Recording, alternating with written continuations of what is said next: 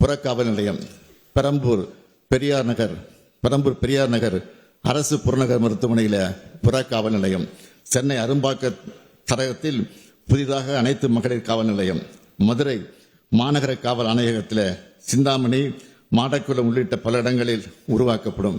சென்னை பெருநகர காவல் ஆயுதப்படையில் புதிய பணியிடங்கள் 2 கட்டங்களாக ரூபாய் 21 கோடியே 2 லட்சம் செலவில் உருவாக்கப்படும்.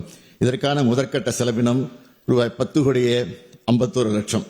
280 காவல் ஆய்வாளர் பணியிடங்கள் கூடுதலாக உருவாக்கப்பட்டு சார்பு ஆய்வாளர் தலைமையிலான காவல் நிலையங்கள் ஆய்வாளர் தலைமையிலான காவல் நிலையங்களாக தரம் உயர்த்தப்படும். நீலகிரி மாவட்டத்தில் உதகமண்டலத்தில் 90 ஆயுதப்படை காவல் குடியிருப்புகள் மற்றும் தருமபுரியில 130 ஆயுதப்படை காவல் குடியிருப்புகள் 101 கோடியே 35 லட்சம் ரூபாய் செலவிலே கட்டப்படும். பெண்களின் பாதுகாப்பினை உறுதி செய்வதற்காக அது வைத்தி ஒரு பிளாட் வாங்கணுமா இல்ல ஒரு பிளாட் வாங்கணுமான்னு ஒரே கன்ஃபியூஷன். ஒரு ரியல் எஸ்டேட் எக்ஸ்பர்ட் கிட்ட பேசு. எப்படி? பாஸ்வாலா பி தி பாஸ். மாநகரங்களின் பயன்பாட்டிற்கென சென்னை பெருநகரம் தவிர 80 இளஞ்சிவப்பு ரோந்து வாகனங்கள் ரூபாய் 12 கோடி செலவில் வாங்கப்படும். புதிதாக உருவாக்கப்பட்ட கோயம்புத்தூர் தீவிரவாத தடுப்பு பிரிவிற்கு கோவை மாநகரத்தில் ரூபாய் 5 கோடியே 98 லட்சம் செலவில் அலுவலக கட்டடம் கட்டப்படும். சார்நிலை காவல் அதிகாரிகள் மற்றும் காவல் நிலைய அதிகாரிகளுக்காக 350 4 சக்கர வாகனங்கள் ரூபாய் 38 கோடியே 85 லட்சம் ரூபாய் செலவில் வாங்கப்படும். தடய அறிவியல் துறையின் சீன் ஆஃப் கிரைம் விசாரணை முறையை வலுப்படுத்துவதற்கு ஏதுவாக 50 நடமாடும் தடவைகள் அறிவியல் வாகனங்களும் அவற்றுக்கு தேவையான மனிதவளம், எரிபொருள் மற்றும் பராமரிப்பு செலவுகள் ஆகியவற்றுக்கென ரூபாய் 38 கோடியே 25 லட்சம் வழங்கப்படும். புதிய தீயணைப்பு மற்றும் மீட்பு பணிகள் நிலையங்கள் திருவண்ணாமலை மாவட்டம் அண்ணாமலையார் திருக்கோவில், பெரம்பலூர் மாவட்டம் வேப்பந்தட்டை, வேலூர் மாவட்டம் பள்ளிகொண்டா, விழுப்புரம் மாவட்டம் கண்டமங்கலம், கரூர் மாவட்டம் குளித்தலை, கிருஷ்ணகிரி மாவட்டம் சூளகிரி, கன்னியாகுமரி மாவட்டம் ராஜாக்கமங்கலம் ஆகிய 7 இடங்களில் ரூபாய் 16 கோடியே 80 லட்சம் செலவில் அமைக்கப்படும்.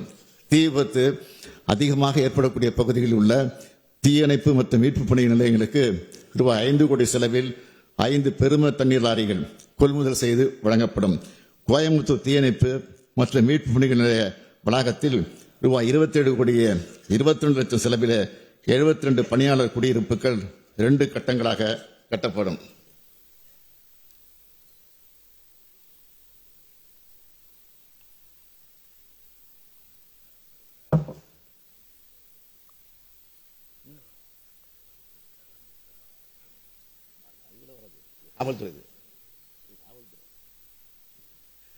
தீயணைப்பு மற்றும் மீட்பு பணிகள் துறையில் திருச்சியை தலையிடமாக கொண்ட மத்திய மண்டலத்தை 2ஆக பிரித்து விழுப்புரத்தை தலைமையிடமாக கொண்டு ஒரு புதிய மண்டலம் உருவாக்கப்படும்.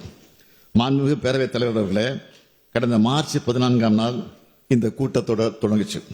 நான் மட்டுமல்ல, பெரும்பாலான அமைச்சர்கள் பெருமக்களும் மாண்புமிகு உறுப்பினர்கள் பலரும் எல்லா நாளும் அவைக்கு வந்திருக்கிறாங்க. விவாதங்களில் பங்கெடுத்து பதிலளிச்சிருக்கிறோம், பேசியிருக்கிறோம்.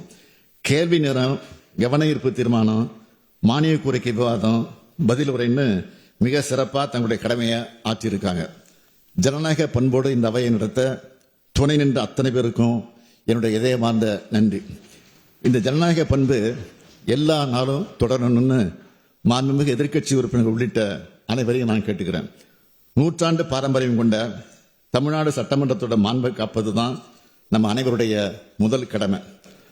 அந்த கடமையில எந்த இடத்துலையும் தவறிவிடக்கூடாது என்பதில் நான் மிக கவனமாக இருக்கிறேன். என்னை பொறுத்த வரைக்கும் வாக்களித்த மக்களுக்கு உண்மையாக இருக்கணும் என்பதில் மிக கவனமாக இருக்கேன்.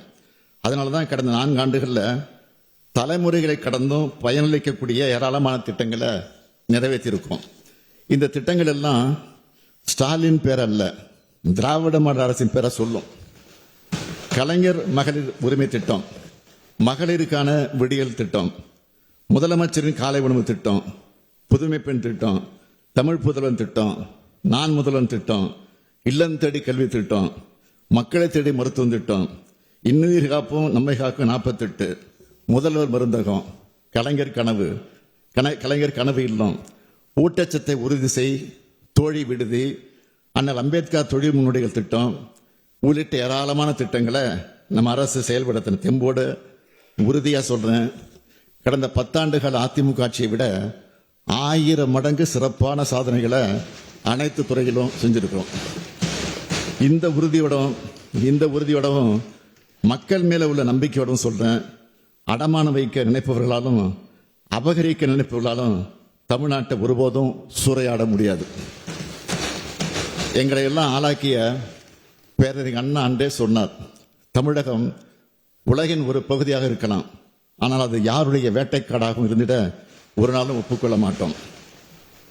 சுயாட்சி என்பது எங்கள் பிறப்புரிமை.